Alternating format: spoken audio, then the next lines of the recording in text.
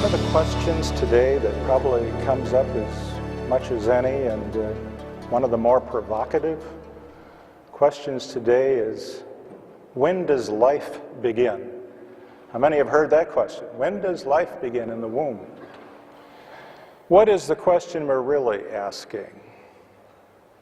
Not when does life begin in the womb, but I submit that we should ask, when does a person begin in the womb?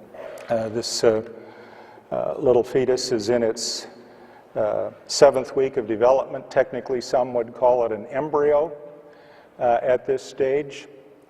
The embryo magically becomes known as a fetus at about 8 weeks, maybe a week after this picture. And that change from embryo to fetus really is a change that says the basic work has been done. So 7-8 weeks into pregnancy, it's pretty well, as far as making the fundamental organs of the body, the basic architecture, the work is completed. Not really completed, but the parts are there. When we leave that embryo stage and we go to the stage we call the fetus, we're really talking about maturation or maturing of the parts. Well, the story begins very early when we address the question of when does a person begin, and I think the only way we can really address this question is to look at the Word of God itself. In Psalm 139, verse 13 and 14, we see where I found the title for this lecture. For you created my inmost being. You knit me together in my mother's womb. I love that knitting.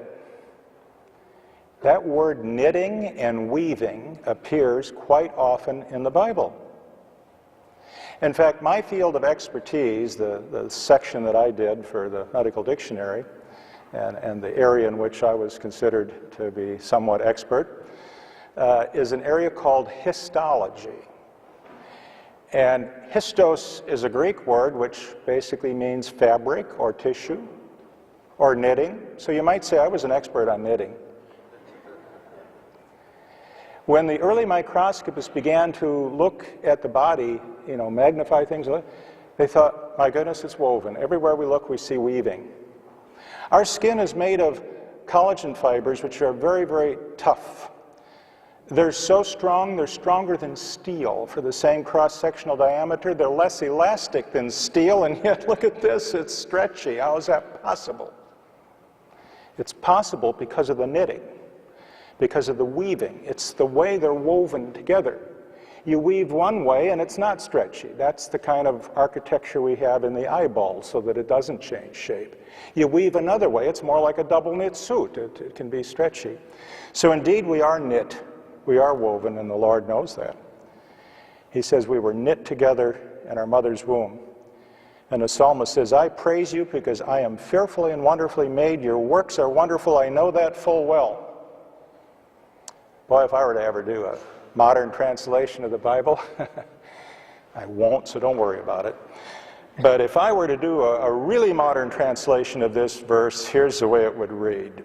And folks would know exactly what it says then. I praise you because I'm fearfully and wonderfully made. Your works are wonderful, and that's like a no-brainer.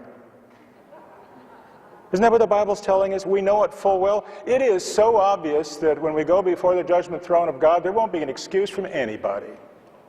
You've had all the evidence you need. That's why I don't even attempt to prove or argue that there's design or intelligent design. Of course it's there. Let's just revel and enjoy some of the things that God has wrought here.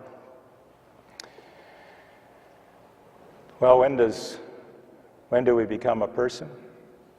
First of all, the Lord recognizes as a person, and I would define a person in terms of God at least, as a person who is known to God. Someone with a soul. Would that be a good definition, at least for a Christian, for a person, somebody known to God? Can you imagine a person that is not known by God, whose soul is not known by God? There we get into things that are sort of out of our realm. In Psalm 139 it says, my frame was not hidden from you when I was made in the secret place. That's kind of a name for the womb. I can't really quite get at it. Something's going on in there. When I was woven, we're back to weaving again. When I was woven together in the depths of the earth, a kind of another euphemism for the womb, your eyes, that is God's eyes, saw my unformed body. Man alive, that settles it right there. That settles the abortion issue. God is looking on. As the baby is developing in the womb, God is checking it out.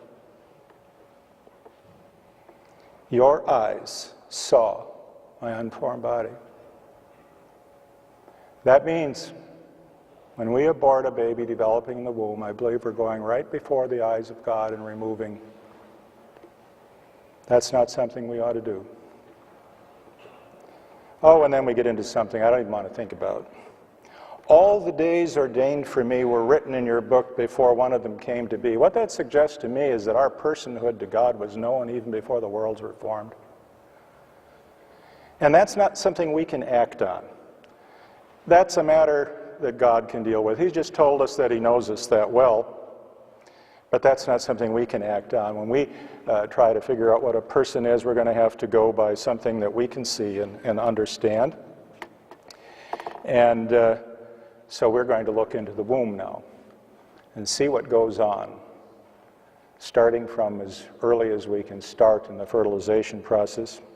And before we do that, we need to read Ecclesiastes. You know, when I was a professor active in the university, it's awfully easy to get the big head. You know, in this big university, you have all these wonderful students. And I think every professor who's a Christian at least, and I would urge the others to do it too, ought to read the book of Ecclesiastes at least once a year. It just kind of lets the air out of the bag, out of the wind bag. Down it goes. And before I would give a lecture on embryology or how the bones would develop, I'd always like to think of this verse. As you do not know the path of the wind or how the body is formed in the mother's womb, so you cannot understand the works of God, the maker of all things. What a way to start out. We're basically told, well, you can take a look, but you're still not going to understand. We'll understand something. We'll learn something maybe we didn't know before, but we're not going to hit the bottom on this one. You'll see that as we go along. So with that kickoff, let's just look at that secret place. This is the womb. It sits low in the pelvis, down between the hips down there. As you can see in this picture, it's got like sort of little water wings that go out each side from the uterus, and they kind of hold it in place so it doesn't rock too far forward or back. And from the uterus, there's a couple of arms called the oviducts. You can see them up there labeled oviducts, which is just fancy for egg tube. And these oviducts are kind of like this. I think of Atlas carrying the earth on his back. You know, the uterus is the body, the arms go up, and the hands are the ends of the oviduct, and there's fingers on the hands, and there's fingers on the end of these oviducts, little finger-like processes. Where do the eggs come from? Well, the eggs come from an organ called an ovary, which basically means an organ that produces eggs. So you see it's all pretty simple once you get through the names. And the eggs are going to leave the ovary and enter the oviduct. And that already, as far as I'm concerned, we have a miracle on our hands. Every 28 days, normally, an egg will be released from the ovary. The egg will be released first from one ovary, then the next month, the other ovary, and it takes turns. Left, right, left, right. They're courteous. They take turns. Now, if you remove one of the ovaries, or it becomes damaged so that it can't no longer produce the ova, the other ovary has the considerable good sense to just go right on ahead and produce an egg every month. We call that a compensatory response. And so anyway, the eggs are produced.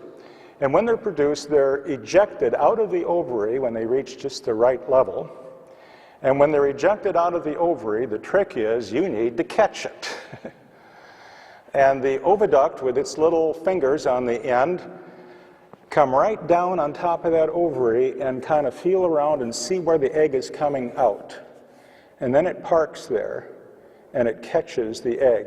Sort of like if the catcher were to walk out to the pitcher's mound, take his glove, put it over the pitcher's fist and say, all right, pitch it. I think I can get this one. Because you see, you better get it.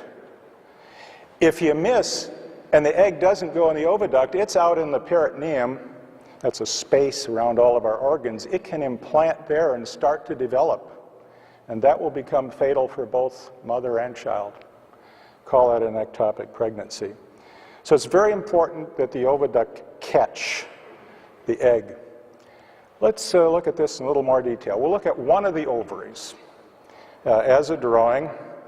These are wonderful drawings from Frank Netter, without whom I don't think anybody would get through medical school. They look at these drawings and study them. Inside this ovary, we find the eggs, and they start out as developing follicles. You can see them up here. And when a baby girl is born, as soon as she comes out of the womb, she has approximately 400,000 eggs ready to go. And no more are made. The newborn baby girl has all the eggs she's ever going to have.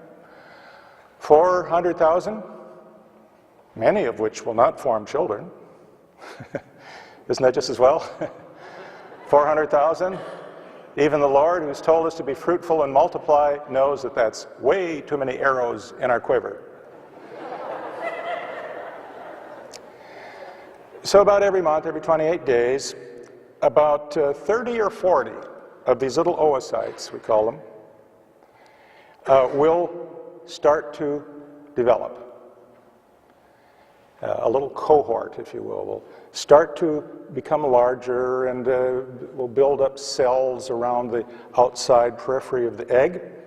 And it'll produce a kind of a cyst. It's a hollow ball with fluid inside. You can see them up there, here and here, and it gets bigger and bigger and bigger. The egg is this part right here, this little round thing, and that egg will eventually be released through a little opening in the surface of the ovary. If the egg entering the oviduct is not fertilized, then a big change occurs. Because you see, after the egg is released, what's left of the follicle forms an endocrine organ called the corpus luteum, which means yellow body. But if we just called it yellow body, you wouldn't think it was all that complicated, so we give it the Latin name. And this yellow body, this corpus luteum, is an important endocrine system that will be necessary for the support and development of the baby should fertilization occur.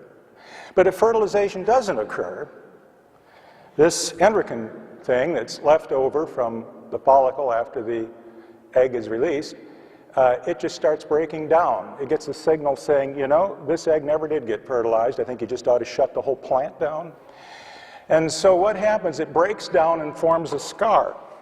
Now here, you are going to see the hand of God pretty powerfully. The scar left behind from this corpus luteum, this endocrine tissue, is so large that you can take a microscope slide, hold it out at arm's length, and see the scar, never mind the microscope. And by the way, the whole ovary is about the size of an almond. Not the whole shell, just the nut part. So one whole ovary will fit on a typical microscope slide, and at arm's length you can see the scar. It's a big part of the ovary. And next month you're going to get another one of these scars. And next month you're going to get another scar, assuming fertilization doesn't occur. And next month yet another. Do you see a problem here? Any of you have scars? How long have you had them? I have a scar here I've had for, I think, 40 years.